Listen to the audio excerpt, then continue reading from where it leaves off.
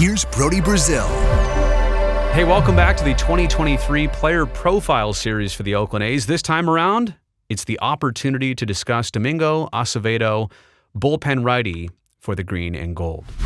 We'll first look at the basics. He's a right-handed pitcher, as you know, 6 feet 7 inches, big imposing figure on the mound, and on opening day, he will be 29 years old. He's got a year and 33 days of big league service time. He's on a current 1-year contract with Oakland. And I don't know if a lot of people go back on this with him, but he actually spent his first 8 pro seasons of baseball in the Yankees organization. He was officially a rookie and a highly used rookie for Oakland in this past season of 2022. Speaking of that, the first point and topic here I want to get to is that he spent the entire season on the A's active roster. Knock on wood, right? You think about all the injuries and ailments and setbacks and struggles that some players went through. They were sent down, they were moved around. The fact that he was entirely on the A's roster actively all season long, or I should say actively entirely. You get my point. The fact that he was up and available, that type of durability is something the A's need, every team needs, but especially Oakland's bullpen and the amount of names and arms that they ran through last season. That is, I know that seems like, a small token to be putting first here, but that is a big deal in baseball these days and for the A's these days. And because he was on the active roster, he got used a lot. He led the team with 70 relief appearances, which as you go back, I think Houston Street and somebody else only had one more, 71 over Oakland history. So second most by an Oakland rookie in terms of relief appearances as a pitcher. Basically, the A's in all their 50-plus years of Oakland, they've only used 2 rookie relievers more than the A's did last year with Domingo Acevedo. A 4-4 record, 4 saves, and a 3.33 ERA. Guy likes 4s and 3s. What can I say?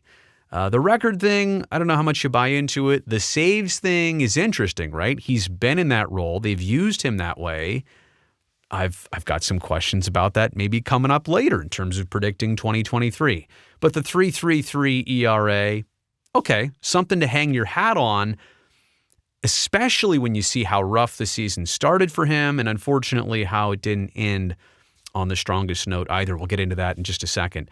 He also allowed 10 of the 33 inherited runners he had to score. I think that's probably an area, if you could start to minimize that, if you could be the shutdown, get out of the inning type guy, he might be looking at that as an area to improve, but maybe he gets the clean innings moving forward. So I think any reliever would want to cut down on the inherited runners allowed to score, but certainly 10 out of 33 kind of pops out at you. Okay, let's look at his season last year in chunks. As in the first 10 games, he had a 5.59 ERA out the gate. Not great, not the start you wanted, but look at the rebound. And look at the majority of the season. His middle 45 games, a 2.36 ERA. So I would imagine that's probably, the months of May, June, July, and August. The final 15, things got rough for Acevedo. Back up to a 5 ERA, a 5.11 ERA. So as he looks back at last year, the beginning and the end, would probably love to just chop off and remember the middle portion. But I like the fact that middle part was a long duration, a good amount of success, 2.36 ERA. Yeah, you'll take that anytime. But that's why his ERA went from a 2.3 to a 3.3. It's because the start and the end. The opponent's average, I like to see that at 2.06. He had an interesting split, a 1.98 ERA during day games and a 4.24 in night games. Now, obviously, you pitch more at night, but hard to explain. That there's no rhyme or reason for all this stuff. Maybe personal preference, feel, bioenergy. I have no clue, but what am I trying to say? Biometrics?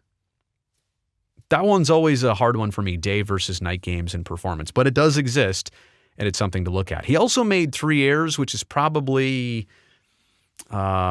higher than a pitcher with that many games and innings pitched. We say 70 games, 3 errors, probably more than you'd like at the pitching position. So anyway, to cut that down, that'd be great.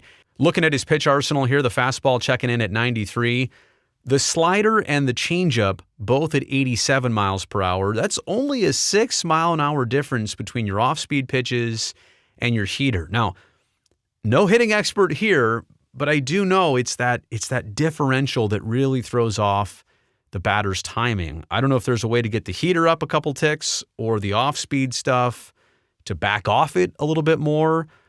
3 pitches and not a lot of separation. Maybe that's an area for Acevedo to grow and mature. Add a 4th pitch, or kind of like I said, work on, the speed difference, the velo differences in some of those secondary pitches. But overall, yeah, a really good meat of last season for Acevedo. So you're hoping, right, that he could be another mainstay on the roster the entire season, have a regular role, get another 70 appearances in. My goodness, you're talking about almost half the season, pretty close to that.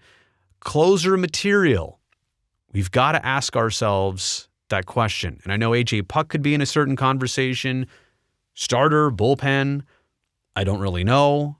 But if you're not going to have him out in the pen, Acevedo, could he be the guy that gets you through innings after the starter comes out? Do you want him earlier in your kind of routine? Do you want him later in games? He's obviously going to be part of your winning game routine. When you have a lead, you're trying to protect or preserve.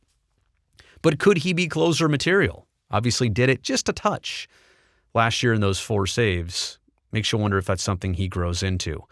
Career-wise, 524 strikeouts in 485 innings, so he does get the whiffs.